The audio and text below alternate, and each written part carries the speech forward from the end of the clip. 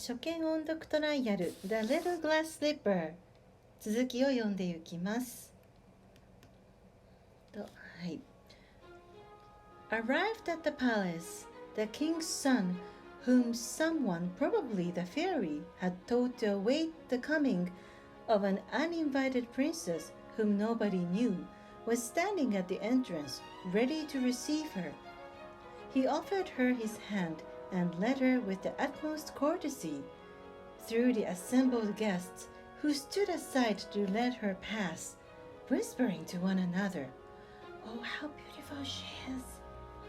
It might have turned the head of anyone, but poor Cinderella, who was so used to be despised, that she took it all as if it were something happening in a dream.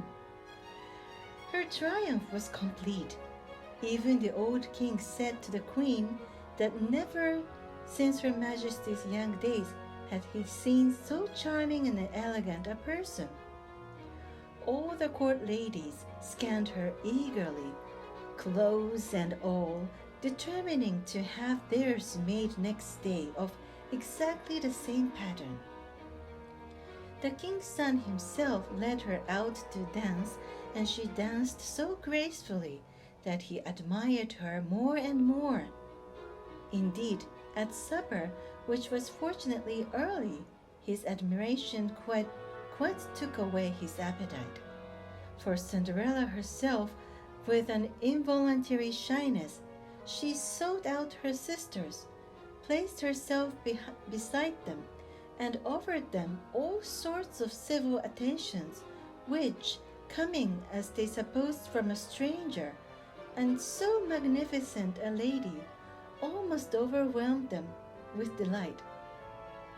While she was talking with them, she heard the clock strike 11:45, and making a courteous adieu to the royal family, she re-entered her carriage, escorted tenderly by the king's son, and arrived in safety at her own door. There she found her godmother, who smiled approval, and of whom she begged permission to go to a second ball the following night, to which the queen had earnestly invited her. While she was talking, the two sisters were heard knocking at the gate, and the fairy godmother vanished, leaving Cinderella sitting in the chimney corner, rubbing her eyes and pretending to be very sleepy. "Ah!" cried the other sister maliciously, "it has been the most delightful ball, and there was present the most beautiful princess I ever saw, who was so exceedingly polite to us both." "Was she?" said Cinderella indifferently. "And who might she be?"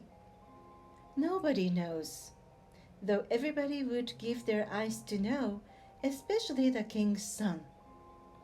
"Indeed," replied Cinderella, a little more interested. "I should like to see her, Miss Javotte."